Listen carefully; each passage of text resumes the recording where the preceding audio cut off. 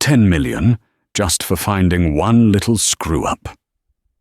Stone's offer hung in the air, thick with arrogance. Then she saw it, a glitch in his perfect plan. Not just a miscalculation, but a fatal flaw. Thing is, Danielle wasn't supposed to see it. Not a waitress, invisible in plain sight, haunted by a past she couldn't outrun. But she did see it. And now, every eye in the place pinned her. Thing is, they all thought she was just some server.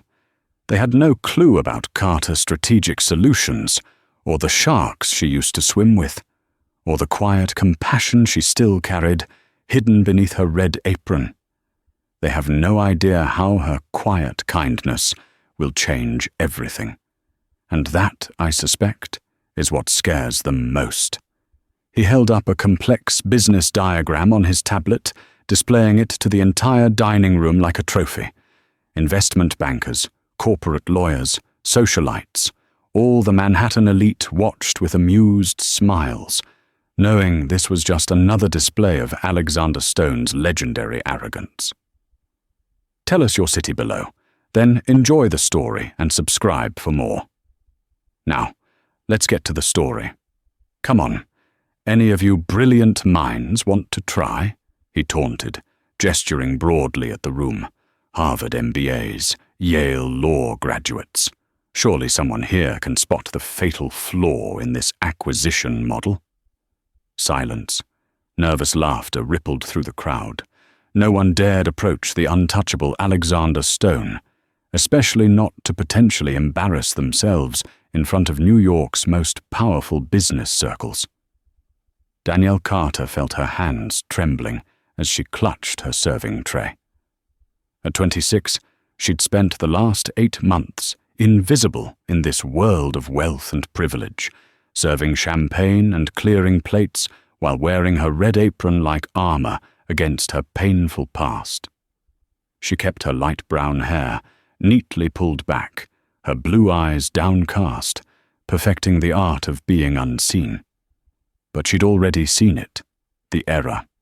It jumped out at her immediately, a glaring mistake in the financial modeling that would cost millions if implemented. Her mind, still sharp, despite months of forcing herself to forget who she used to be, had processed the diagram in seconds. Walk away, Danielle. Don't draw attention. Stay invisible. That's what I thought, Alexander continued, his voice dripping with contempt as he surveyed the silent room. 10 million and not one person here has the intelligence to... That simple. The words burst from Danielle's lips, clear and confident, cutting through the tension like a knife. Every eye in the restaurant turned to her. She felt her face flush, her heart hammering. But something inside her, the woman she used to be, the brilliant consultant buried under shame and betrayal, refused to stay silent anymore. Alexander's dark eyes locked onto her, his expression shifting from surprise to amusement. "Excuse me, did the waitress just say something?" Danielle's fingers tightened on her tray, but she lifted her chin, meeting his gaze directly. Years of executive training kicked in despite her trembling hands. I said, "That's simple, Mr. Stone. The error in your acquisition model is obvious." The restaurant fell into absolute silence. You could hear the soft clink of ice in crystal glasses, the distant hum of kitchen ventilation. Victoria Ashford, Alexander's stunning fiancée, shot daggers at Danielle from across the table. Marcus Chen, Alexander's right-hand man, leaned forward with sudden, unsettling interest. Alexander's lips curved into a dangerous smile. "Is that so? Then please enlighten us all. What error did my Harvard-educated executive team somehow miss?" Danielle took a breath, feeling her old confidence returning like a long-lost friend.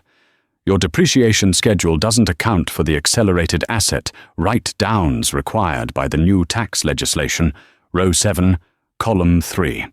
Your projected 5-year return is inflated by approximately 12 million. If you proceed with this acquisition using these numbers, you'll discover the shortfall too late to course correct." She paused, then added with just a hint of the sarcasm that used to define her.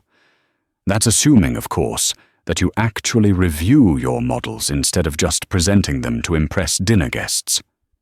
Someone in the crowd gasped. Victoria's face went white with fury, but Alexander's expression transformed into something electric, dangerous, and utterly focused. He stared at the diagram, his jaw tightening, as he scrolled through the numbers with suddenly intent eyes. 10 seconds, 20, 30. Then his gaze snapped up to hers, and Danielle saw recognition dawn, not of her face, but of what she represented. Someone who could see what he couldn't. Someone who just made him look fallible in front of Manhattan's elite. Someone who'd just become very, very interesting. "Marcus," Alexander said quietly, never breaking eye contact with Danielle. "Verify row 7, column 3, accelerated depreciation under the new legislation." Marcus Chen appeared at his side within seconds, tablet in hand, his calculating eyes studying Danielle with an intensity that made her skin crawl. She knew that look. She'd seen it before in another life, on another man who'd pretended to be an ally. 20 seconds of silence as Marcus ran the calculations. Then his face paled visibly. "She's right," Marcus said, his voice tight with something that sounded like anger masked as surprise. "The error would have cost us $14 million over 5 years. How did a waitress possibly?" "That's what I'd like to know." Alexander crossed the dining room in 3 long strides, moving with the predatory grace of a man who always got what he wanted. He stopped inches from Danielle, close enough that she could smell his expensive cologne, feel the heat radiating from his body. "What's your name?" "Danielle," she managed, forcing herself not to step back. "Danielle Carter." "Danielle Carter." He repeated it slowly, tasting each syllable, his eyes scanning her face as if memorizing every detail. "You just solved in 30 seconds what my team couldn't figure out in 3 days with depreciation schedules and tax legislation. Care to explain how a waitress knows advanced financial modeling?" Danielle felt panic rising in her chest. This was exactly what she'd been avoiding for 8 months. Recognition, questions, the risk of her past catching up with her present. "I read a lot." "Nobody reads that much." Alexander pulled out his phone, his fingers flying across the screen. "Marcus, I want a complete background check on Ms. Carter. Education, employment, history, everything." "No." The word came out sharper than Danielle intended. She saw Alexander's eyes narrow, saw Marcus's expression become even more calculating. "I mean, that's not necessary. I made a lucky guess based on an article I read last week about the tax changes. That's all." That wasn't a guess. Alexander's voice dropped to a private murmur that only she could hear. His face so close she could see gold flecks in his dark eyes. "That was expertise, years of it. And the way you're panicking right now tells me you have very good reasons for hiding it." He stepped back slightly, addressing the entire room, but keeping his gaze locked on hers. "Ladies and gentlemen, I'm a man of my word. I offered $10 million to anyone who could find the error." He paused dramatically. Danielle Carter just earned herself $10 million. The room erupted in shocked murmurs. Victoria shot to her feet, her face twisted with rage. Marcus's expression turned cold and hostile, and Danielle felt her carefully constructed, invisible life shattering around her like the crystal glasses she polished every night. "Mr. Stone, I can't accept it's not negotiable." Alexander's smile was sharp, triumphant. "But I'll give you a choice about how you receive it. Option 1. I write you a check right now. You cash it, and we never see each other again. Option 2. You accept a position at Stone Enterprises, starting Monday morning top-floor executive consulting division with a $300,000 salary and the $10 million paid out as a performance bonus over 5 years. He leaned in again, his voice dropping. Option 3, you keep running, keep hiding, keep wasting that brilliant mind-serving overpriced wine to people who don't appreciate you, and spend the rest of your life wondering what would have happened if you'd been brave enough to step back into the world you clearly belong to. Danielle couldn't breathe, couldn't think. 8 months of safety, of invisibility, of protecting herself from ever being hurt again. All of it crumbling under the weight of Alexander Stone's perceptive dark eyes and impossible offer. "Why?" she whispered. "Why do you care what happens to me?" His expression softened slightly, revealing a glimpse of something beyond the arrogance. Genuine curiosity, respect. Because people who can see what others miss are either brilliant allies or dangerous enemies. And I have a feeling, Danielle Carter, that you're going to be one or the other. I'd rather make sure you're on my side. Before she could respond, Victoria appeared at Alexander's shoulder, her diamond bracelet catching the light, her voice icy with controlled fury. "Alexander, darling, surely you're not serious about hiring the waitress? What will people think?" "I don't particularly care what people think," Alexander replied without looking at his fiancée. "I care about results, and Ms. Carter just delivered results that could have saved my company $14 million. That's worth far more than whatever gossip the social pages might print." He pressed a business card into Danielle's palm, his fingers warm against her cold skin. "Think about it. My private number is on the back. Call me by tomorrow night with your decision." But Danielle, his eyes held hers with an intensity that made her pulse race. "Don't let fear make your choices. You're clearly meant for something more than this." Then he returned to his table, leaving Danielle standing frozen in the middle of Azure Heights, clutching a business card that felt like it was burning a hole through her hand, while 200 pairs of eyes watched her every move, and her heart hammered with a terrifying mixture of hope, fear, and the first stirrings of something that felt dangerously like attraction to the arrogant CEO who'd just seen through 8 months of carefully maintained invisibility. Ility in under 5 minutes. Danielle's hand shook as she pushed through the kitchen doors of Azure Heights. Alexander Stone's business card clutched so tightly her knuckles were white. The familiar chaos of clanging pots and shouted orders barely registered as she stumbled toward the staff lockers, her mind reeling. "Girl, what just happened out there?" Sarah Martinez appeared at her side, eyes wide with shock. "Did Alexander Stone really just offer you $10 million in front of everyone?" "Sarah, I can't. I need a minute." "No. What you need is to sit down before you pass out." Sarah grabbed her arm, steering her toward the break room. "You're shaking like a leaf. Come on." B. The break room was mercifully empty. Danielle collapsed into a plastic chair while Sarah closed the door, creating a barrier between them and the gossip that was undoubtedly exploding through the restaurant staff. "Talk to me," Sarah said gently, sitting across from her. "What's going on?" Because that wasn't just a random waitress spotting a business error. That was someone who knows exactly what they're doing. Danielle looked at her friend, the only person in 8 months who treated her with consistent kindness and felt the walls she'd built around her past beginning to crack. "I used to work in business consulting. Before I came here, Sarah's eyebrows rose like MBA consulting, Columbia Business School, graduated top 5% of my class. The words felt strange on her tongue after months of silence. I built my own firm, Carter Strategic Solutions. We specialized in merger acquisitions and corporate restructuring. At my peak, I was brokering deals for Fortune 500 companies. Holy Sarah leaned back, studying her with new eyes. So what happened? How did you end up serving tables? Danielle took a shaky breath.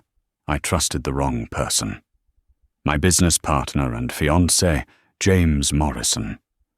3 years we built that company together. 3 years I thought we were creating something meaningful, something lasting. Her voice hardened. Turns out he was creating an elaborate fraud scheme, and I was too in love to see it. She outlined the betrayal in clinical terms, the forged signatures, the embezzlement, the offshore accounts, the secretary he'd been sleeping with, who helped him orchestrate everything, the criminal investigations that had cleared her name but couldn't clear her reputation, the clients who'd abandoned her, the media circus that had branded her as either a criminal or a fool. By the time the dust settled, Carter Strategic Solutions was bankrupt. I was drowning in legal bills, and my name was toxic in Manhattan business circles. Danielle met Sarah's sympathetic gaze, so I disappeared, changed my appearance, took a job nobody would notice, and tried to become invisible. But Alexander Stone just made that impossible, Sarah said slowly. He saw me. Danielle's voice cracked slightly. In 30 seconds he saw past the apron and the downcast eyes and the careful invisibility.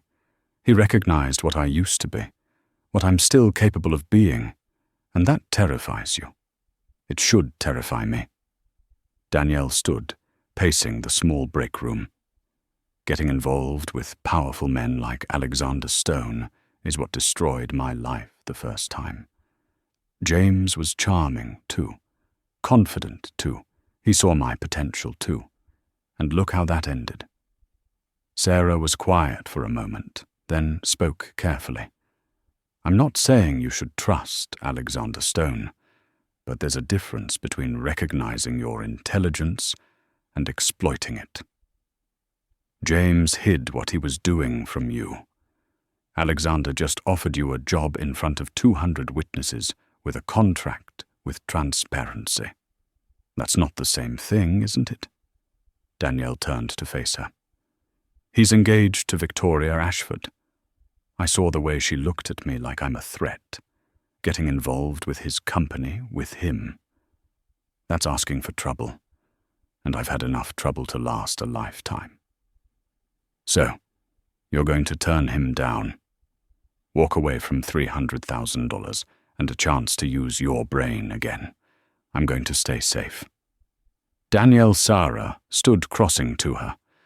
I've watched you for 8 months. Every night you serve people who treat you like furniture. You smile and nod and pretend it doesn't bother you. But I see your face when you think nobody's looking. You're miserable. You're dying a little bit every day, hiding who you really are. Tears prick Danielle's eyes. At least I'm not getting destroyed again. You're already destroyed. You're just doing it slowly instead of all at once. Sarah gripped her shoulders. That man out there, he didn't see a waitress. He saw you, the real you, and he offered you a way back. Maybe it's dangerous. Maybe it'll end badly. But at least you'll be living again instead of just surviving. Before Danielle could respond, the break room door burst open. Victoria Ashford stood in the doorway, her red Valentino coat perfectly draped, her green eyes cold with fury. "Out!" she said to Sarah, her voice leaving no room for argument. Sarah looked at Danielle questioningly. Danielle nodded slightly, and Sarah left, shooting Victoria a warning glare as she passed. Victoria closed the door with deliberate precision, then turned to face Danielle with a smile that didn't reach her eyes. "Let's have a little chat, shall we?" Woman to woman. "I have nothing to say to you," Danielle replied, forcing her voice to stay steady. "But I have plenty to say to you." Victoria circled the room like a predator, her heels clicking on the linoleum. "Do you know who I am?" Alexander Stone's fiancé.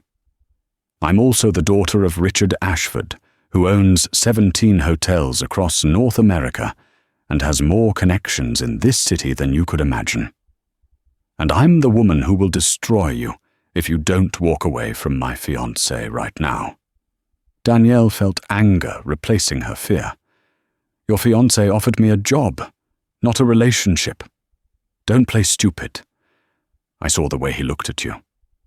Victoria's mask of sophistication slipped, revealing raw jealousy underneath. "Alexander Stone is mine. We're getting married in 6 months. Our families have been planning this union for years.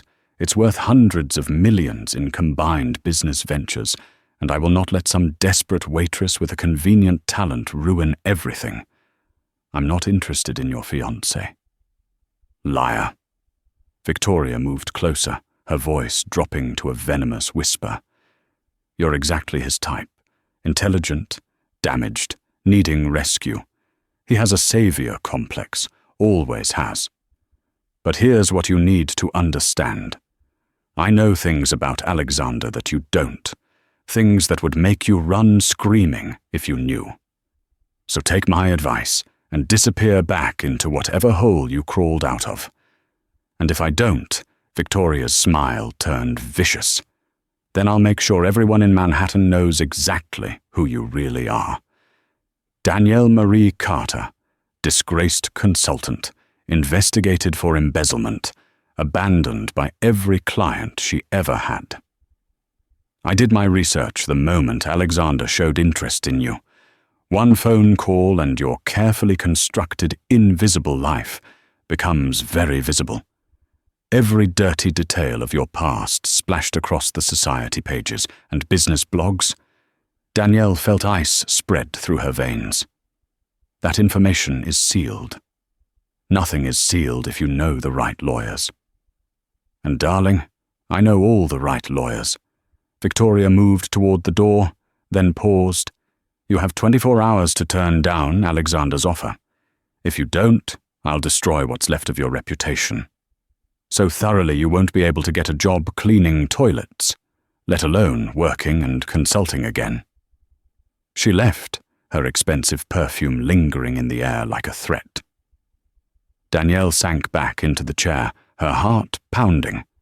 For 8 months, she'd kept her past buried.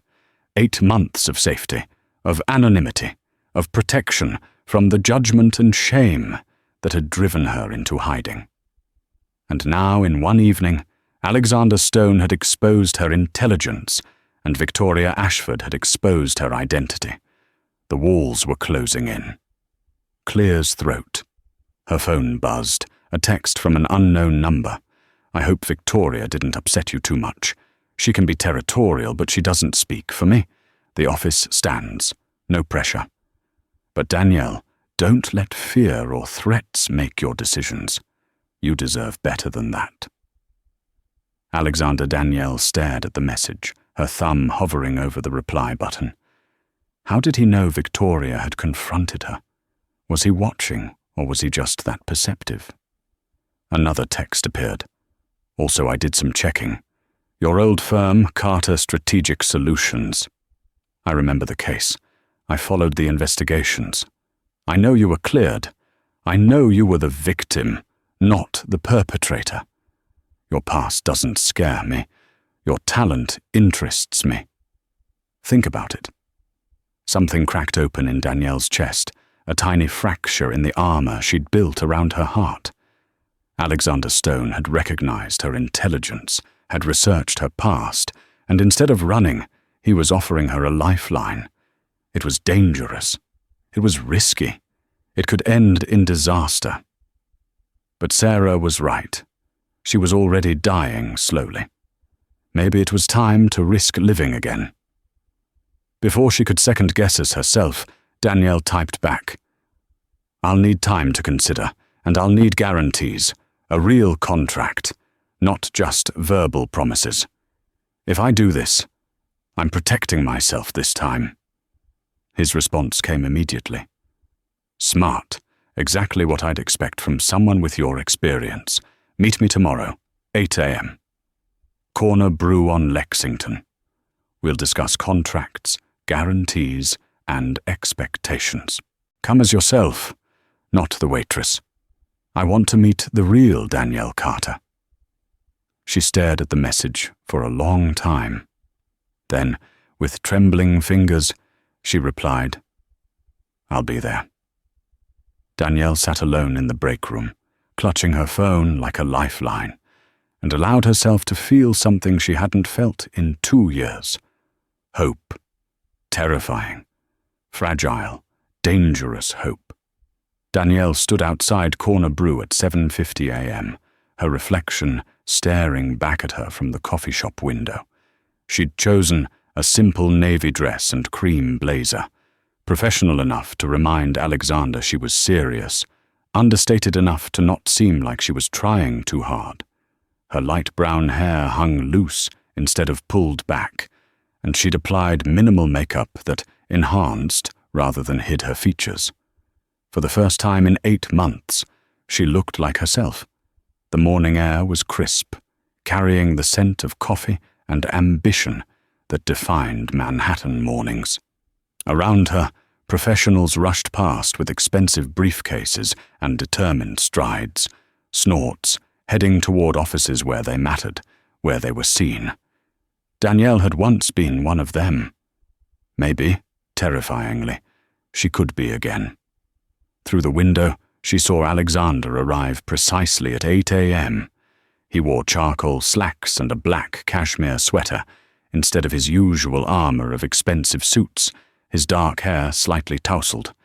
He looked younger, more approachable, though the way every woman in the cafe tracked his movement betrayed his powerful presence. He spotted her immediately through the window, and his face transformed with a smile that made her pulse stutter. Traitorously. Time to see if this was a terrible mistake. Danielle pushed through the door.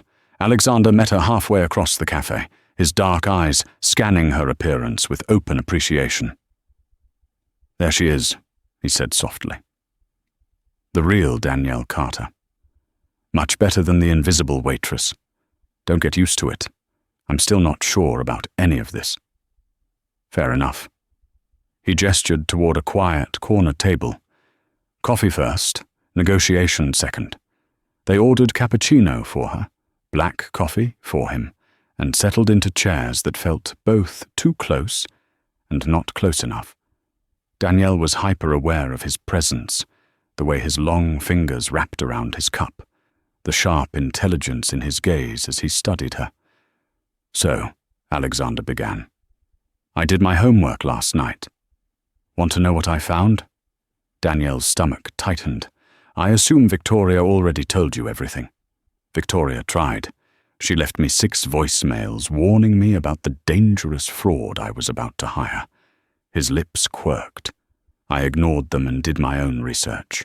Found the court documents, the investigative reports, the media coverage of your case. Read every detail, and Danielle forced herself to maintain eye contact, despite the shame burning in her chest. "And you got screwed." Alexander's voice was matter-of-fact, no judgment in his tone. James Morrison was a sociopath who spent 3 years building your trust while systematically stealing from your clients. The forensic accountants found evidence of forged signatures dating back 18 months before you discovered the fraud.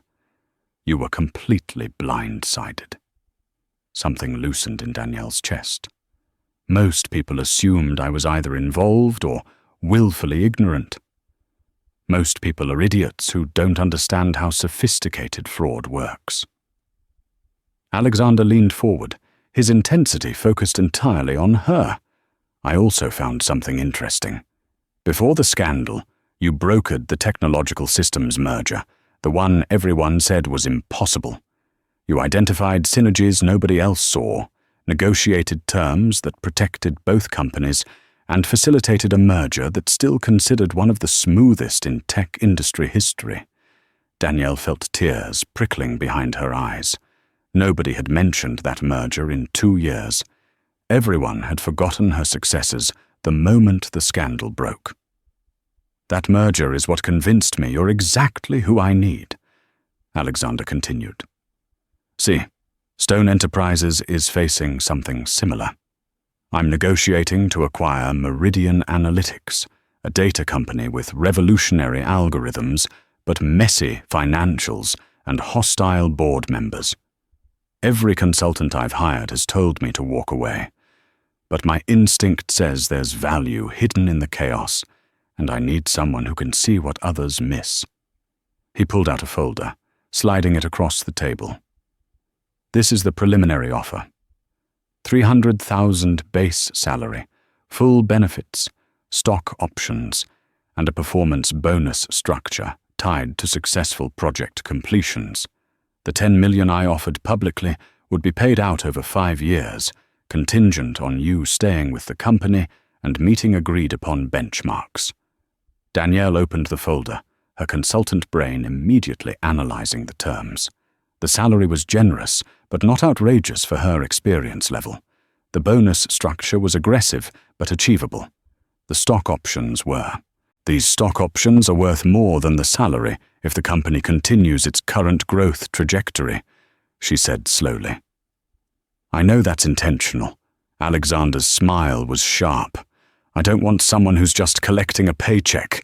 I want someone who's invested in the company's success, someone who has real skin in the game. And what exactly would my role be? Officially. Senior strategic consultant reporting directly to me unofficially. He paused, his expression turning serious. You'd be my secret weapon. The person who reviews my deals before I present them to the board. The one who spots the fatal flaws I'm too arrogant or too close to see. The safeguard against my own blind spots. It was exactly what Danielle had done for James. The memory sent a spike of fear through her chest. I've played that role before. It didn't end well. Because James Morrison was using you as cover for his crimes. I'm offering you a legitimate position with oversight, transparency, and legal protections. Alexander reached across the table, his hand stopping just short of touching hers. Look at page 7. The clause you're looking for. Danielle flipped through the contract. Page 7 contained extensive whistleblower protections, financial audit rights, and a clause stating that she had both the authority and the obligation to refuse any project she deemed unethical or illegal, with full legal protection against retaliation. This is comprehensive, she admitted. I learned from watching your case. Morrison isolated you, cut you off from oversight, made you dependent on his version of events. This contract prevents me from doing any of that, even if I wanted to. Alexander's voice softened. Danielle, I'm not a saint. I'm arrogant, demanding, and I push people hard. But I'm not a criminal, and I don't sabotage my own people. This contract protects you. Take it to a lawyer. Have them review every word. I'll pay the legal fees. Danielle stared at the contract, then at Alexander's sincere expression, feeling the fragile hope in her chest grow stronger. Why are you being so careful about this?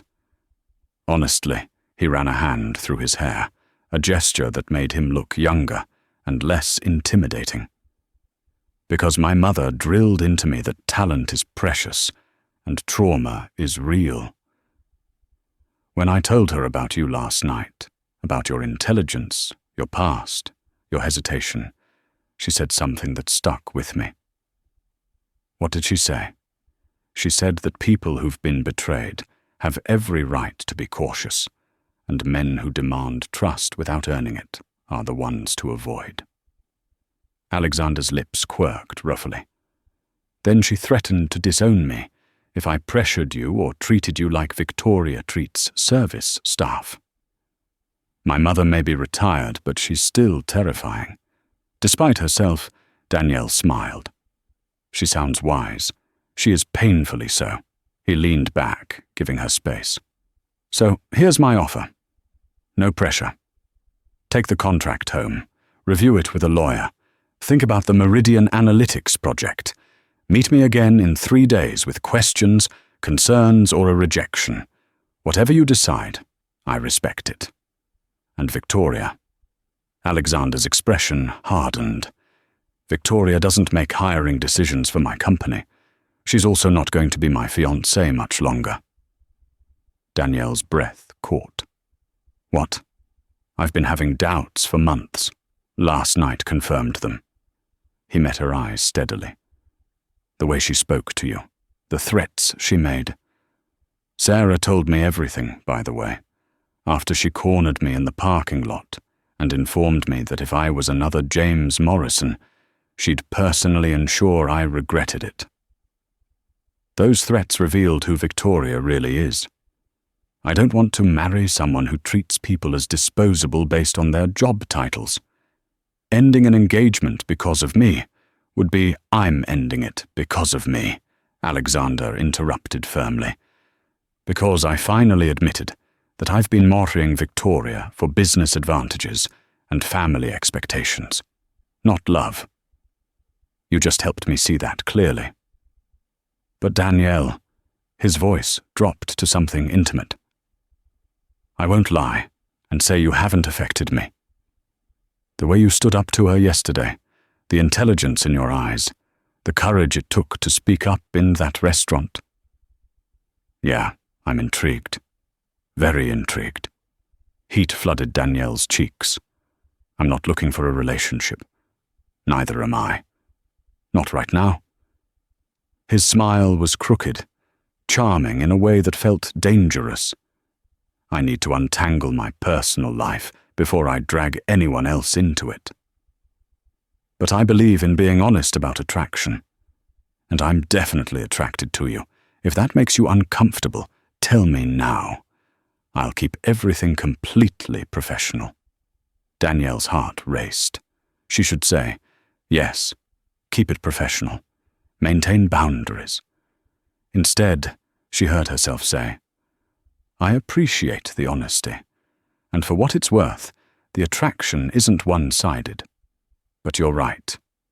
Personal complications are the last thing either of us needs right now. Agreed. Clear's throat. Alexander stood extending his hand formally. So, let's start professional. See where it goes. 3 days, Danielle Carter. Think about the offer. Call me with questions, and regardless of your decision, thank you for giving me the chance to prove I'm not James Morrison. Danielle shook his hand, feeling the warmth of his skin, the strength in his grip. 3 days, she agreed. She gathered the contract and her coat, preparing to leave when Alexander's voice stopped her. Danielle, one more thing. She turned back. That merger you handled, technological systems. I was the financial analyst who reviewed the deal for the acquiring company. I remember thinking whoever negotiated those terms was either a genius or incredibly lucky. Now I know it was genius. His smile was genuine, admiring. I've been wanting to work with that consultant for 5 years. I just didn't know she'd been hiding in plain sight, serving wine and trying to disappear. I'm glad I found you. Danielle left Corner Brew with tears streaming down her face, the contract clutched to her chest, and for the first time in 2 years, the crushing shame of her past began to lift. Someone had seen her at her worst, investigated her failures, and still thought she was valuable, still wanted to work with her, still saw her as more than her mistakes. She had 3 days to decide whether to step back into the world that had destroyed her. 3 days to determine if Alexander Stone was offering her redemption or just another disaster waiting to happen. But as she walked through the Manhattan morning, Danielle realized something crucial. She'd stopped hiding.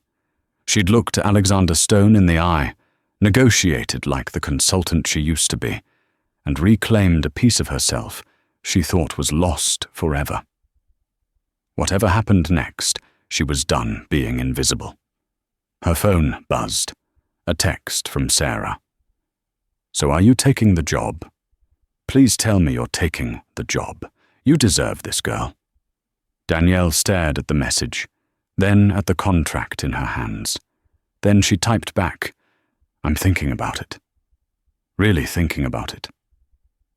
Another text appeared. This one from Alexander. "Also, if you need a recommendation for a good contract attorney, my mother knows several who specialize in protecting employees from arrogant CEOs. Let me know." Alexander Danielle laughed despite herself, the sound surprising in its genuine lightness. Then she saved his number in her phone, not as Mr. Stone or Alexander Stone, but simply as Alexander. Small step, big implications. 3 days to decide whether to trust again. 3 days to determine if she was brave enough to risk everything for a second chance. 3 days until her life changed forever, one way or another. 3 days passed like a fever dream. Danielle spent them alternating between reading the contract obsessively and staring at her phone, waiting for courage she wasn't sure she possessed. She'd sent the contract to a lawyer Sarah recommended, a sharp woman named Patricia Chen, who specialized in employment law and had no connection to Manhattan's elite circles. Patricia's assessment arrived via email on day 2. "This contract is remarkably fair, almost suspiciously so. Whoever drafted this went out of their way to protect you. My advice, if you want back in the game, this is as safe an entry point as you'll find. But trust your gut about the man offering it. Trust your gut." Danielle's gut had failed her spectacularly with James, but her gut also told her that Alexander Stone, for all his arrogance and intensity, wasn't James Morrison. Alexander had researched her past and offered transparency. James had hidden everything until it was too late. On the morning of day 3, Danielle called the number on Alexander's card. He answered on the first ring. "I was beginning to think you'd ghosted me. I was being thorough. Had a lawyer review everything. Smart. What did they say? That you're either genuine or running the most elaborate con in corporate history." Danielle took a breath. "I'm choosing to believe you're genuine. I accept the position." Silence on the other end. Then Alexander's voice, quieter than she'd ever heard it. "You won't regret this, Danielle. I promise you that. I'm holding you to that promise." She paused. "When do I start?" "Monday 900 a.m. I'll have security expecting you. Top floor executive suite. And Danielle, wear whatever makes you feel powerful. You're not serving anyone anymore. You're calling the shots." Monday morning arrived with unseasonable warmth, as if New York itself was welcoming her back. Danielle chose a charcoal grey suit she'd kept from her old life, tailored and professional, paired with crimson heels that made her feel like she could conquer the world. Her hair was swept into a professional twist, her makeup precise and polished. The woman in the mirror looked like Danielle Marie Carter, MBA, consultant, survivor. Stone Enterprises occupied floors 40 through 50 of a gleaming tower in Midtown. Danielle's heels clicked against marble as she crossed the lobby, her heart hammering, but her spine straight. Security had her name on the list. The elevator to the executive floors required a special keycard, which a receptionist provided with a warm smile. "Mr. Stone has been expecting you, Miss Carter." 49th floor, corner office. You can't miss it. The elevator rose smoothly, and Danielle watched the city spread below her through glass walls. She'd forgotten this feeling, the sensation of ascending, of rising above the streets where she'd spent 8 months invisible. It felt like breathing after being underwater too long. The 49th floor was all glass, steel, and understated luxury. A young assistant greeted her immediately. "Miss Carter, I'm Jennifer Park, Mr. Stone's executive assistant. Welcome to Stone Enterprises. I'll show you to your office, and then Mr. Stone would like to meet with you." "My office?" Danielle followed Jennifer down a corridor, lined with floor-to-ceiling windows. "Mr. Stone insisted you have proper workspace, immediately." Jennifer stopped at a corner office. not as large as what Danielle assumed was Alexander's, but impressive nonetheless. Glass walls overlooked the city, a sleek desk held dual monitors, and bookshelves waited to be filled. "This is yours. I took the liberty of setting up your computer access and security clearances. Mr. Stone will be with you shortly." Then Jennifer was gone, and Danielle stood alone in an office that represented everything she'd lost and was now impossibly reclaiming. Beats serving tables, doesn't it? She turned to find Alexander leaning against the doorframe, arms crossed, watching her with that intensity that made her pulse quicken. He wore a navy suit today, perfectly tailored, his dark hair styled back every inch the powerful CEO. But his eyes held warmth, genuine pleasure at seeing her here. "It feels surreal," Danielle admitted. "It'll feel real soon enough. I have a project that needs your eyes immediately." He gestured for her to follow him. "The Meridian Analytics acquisition I mentioned. My team presented their final recommendation this morning. They want me to walk away. I want your opinion before I make a decision." Clear his throat. They entered a conference room where Marcus Chen and 2 other executives were waiting. Marcus's expression when he saw Danielle was carefully neutral, but she caught the flash of something cold in his eyes. "Everyone, this is Danielle Carter, our new senior strategic consultant," Alexander announced. "Danielle, this is Marcus Chen, my chief operating officer, Lisa Rodriguez, head of financial analysis, and David Park, our legal counsel. They've been working on the Meridian deal for 3 months." Lisa and David offered professional smiles. Marcus remained stone-faced. "Miss Carter," Marcus said, his voice polite but edged with skepticism. "I'm curious about your background.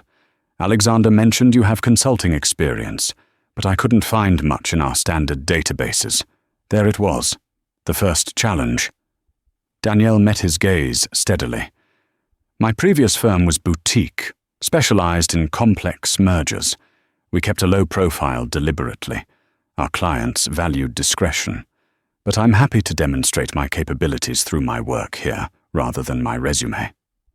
Of course, Marcus's smile didn't reach his eyes, though, in my experience, consultants who can't provide verifiable references are often hiding problematic pasts. The room went silent. Alexander's expression turned dangerous. "Marcus, it's fine." Danielle interrupted, her voice calm. "Mr. Chen is right to be cautious. Trust should be earned, not assumed. So, let's focus on the work. I understand you're recommending Alexander walk away from Meridian Analytics. May I see your analysis?" Marcus hesitated, then slid a thick binder across the conference table. "Meridian's financials are a disaster. Mounting debt, declining revenue, hostile board relationships. The due diligence reveals more problems than opportunities. It's a money pit disguised as a tech company." Danielle opened the binder, her eyes scanning the financial statements with practice efficiency. Revenue declining. Yes, debt problematic, certainly. But there was something else. Something the numbers weren't quite saying.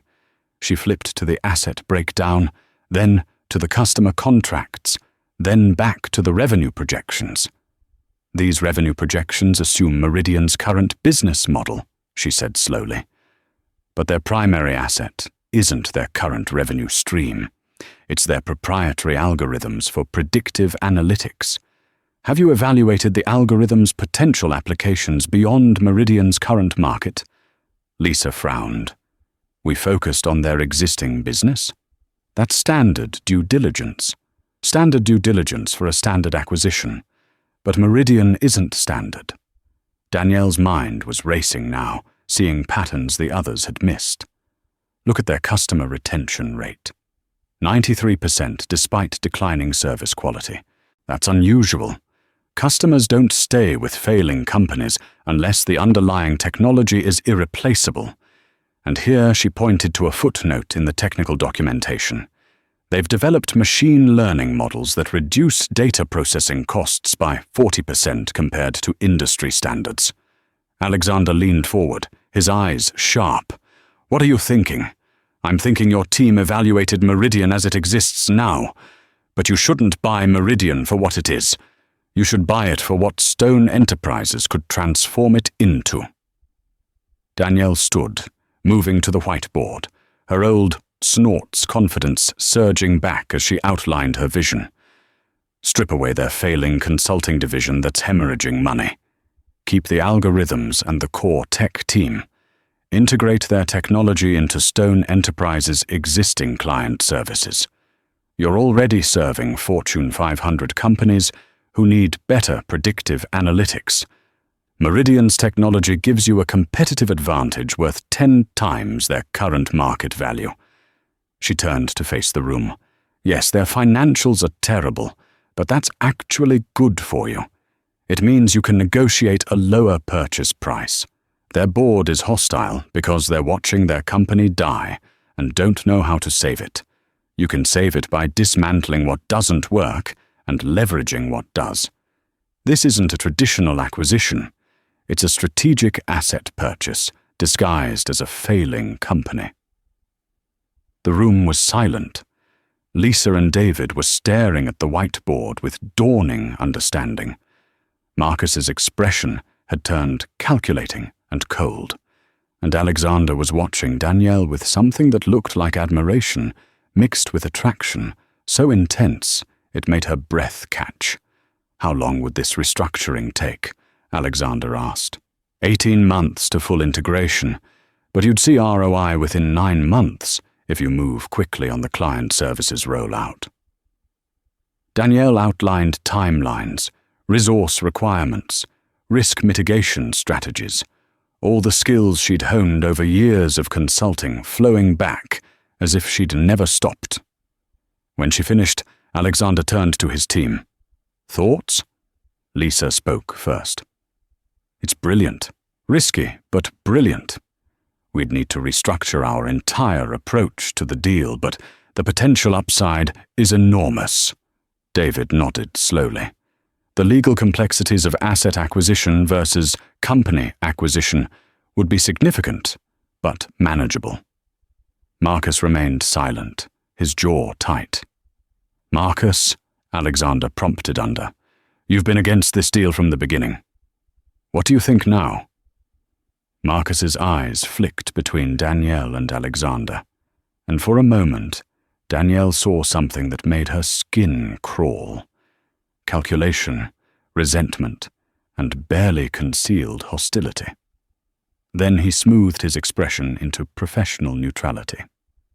It's an interesting perspective, though I'd want to see more detailed analysis before committing. Miss Carter's approach is unconventional, and unconventional strategies carry unconventional risks. Agreed, Alexander said, which is why I'm assigning Danielle to lead the reevaluation. Marcus, you'll work with her, provide whatever resources she needs. I want a comprehensive proposal in 2 weeks. If her strategy holds up under scrutiny, we move forward. If not, we walk away. Marcus's expression flickered with barely suppressed anger before he nodded. Of course. The meeting concluded with task assignments and deadlines. As everyone filed out, Alexander caught Danielle's arm, holding her back. That was extraordinary, he said quietly. You saw in 20 minutes what my team missed in 3 months. They were asking the wrong questions. It happens. Danielle tried to ignore how aware she was of his hand on her arm, the warmth of his body close to hers. Marcus is going to be a problem, Alexander said, his voice serious now. Did you see how he looked at you? He feels threatened. I'm used to men feeling threatened by competent women. This is different. Alexander released her arm, but didn't step back. Marcus has been my right hand for 10 years. He's used to being the smartest person in the room after me. Having someone challenge his recommendations, especially on his first day, is going to make him defensive. Watch yourself around him. Clears throat. Are you warning me or testing me? Alexander's lips quirked. Both. I need to know you can handle corporate politics as well as corporate strategy, but I'm also genuinely concerned. Marcus is brilliant but territorial, and right now you're in his territory. Before Danielle could respond, Jennifer appeared in the doorway. Mr. Stone, your mother is on line 1. She says it's urgent. Alexander sighed. Of course it is. Danielle will continue this later. Settle into your office, start pulling together your analysis plan, and welcome to Stone Enterprises officially. He left, and Danielle returned to her office, her mind spinning. She'd just successfully challenged a 3-month analysis. In her first hour, she'd impressed Alexander while making an enemy of Marcus. She'd reclaimed a piece of herself she'd thought was gone forever. And she'd felt her heart race when Alexander stood close to her, when he praised her work, when he looked at her with that intensity that promised complications she absolutely should not be considering. Focus, Danielle. You're here for your career, not for the attractive CEO with the dangerous smile. Her phone buzzed, a text from Alexander. My mother wants to meet you. Apparently, Jennifer mentioned I hired a brilliant new consultant, and Mother insists on vetting anyone I'm clearly impressed by. Her words, not mine, though she's not wrong. Dinner this Friday.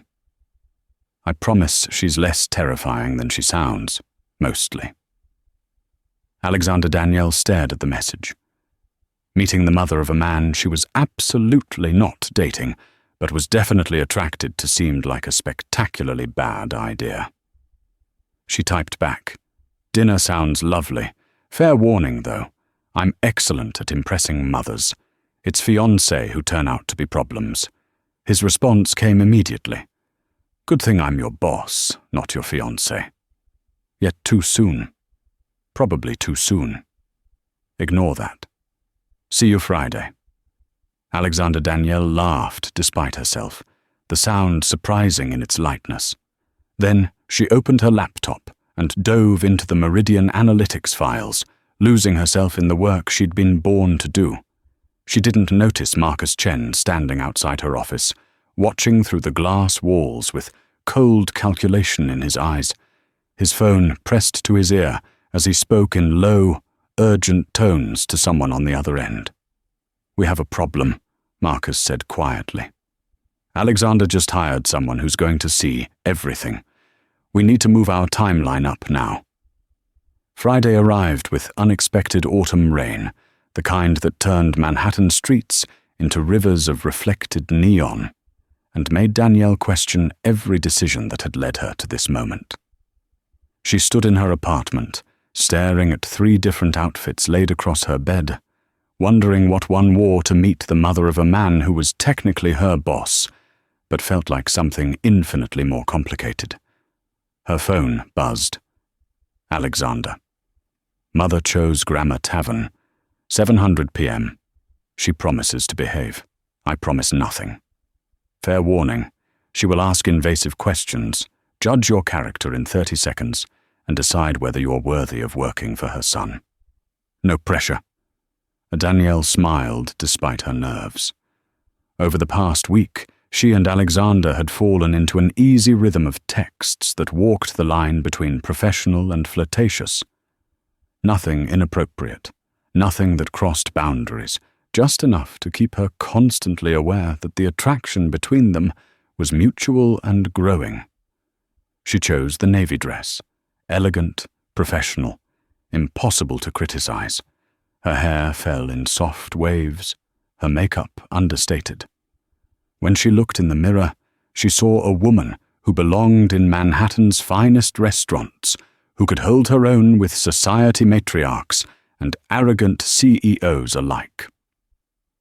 The taxi dropped her at Grammarly Tavern precisely at 7.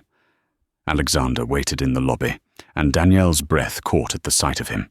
He wore a dark charcoal suit with an open collar white shirt.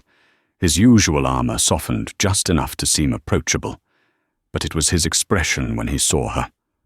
Open admiration mixed with something deeper, more dangerous, that made her pulse race. "You look incredible," he said, closing the distance between them. "Fair warning, my mother is going to love you, which means she'll immediately start planning our wedding. I apologize in advance. I thought this was a professional dinner. It was until she found out you're brilliant, beautiful, and already making me smile more than I have in years. Now it's reconnaissance." His hand settled on the small of her back, warm through the fabric of her dress. "Ready?" Elelanina Stone was seated at a corner table, and Danielle recognized her immediately from society photos. Elegant, silver-haired, with Alexander's dark eyes, and the kind of presence that commanded rooms without effort. She stood as they approached, her gaze sweeping over Danielle with surgical precision.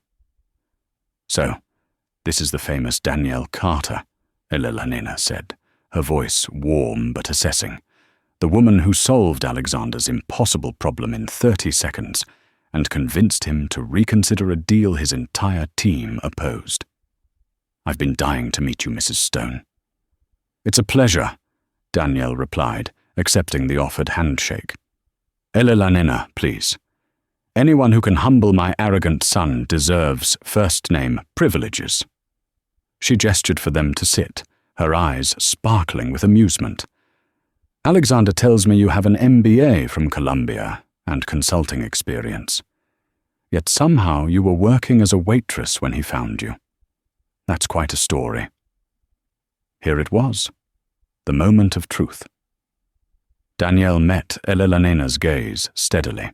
"I made the mistake of trusting the wrong business partner. He committed fraud using my company, destroyed my reputation, and disappeared with everything I'd built.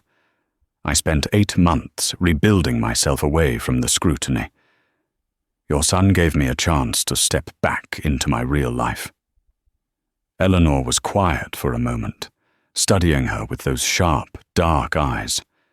Then she smiled, genuine, warm, approving. "Good.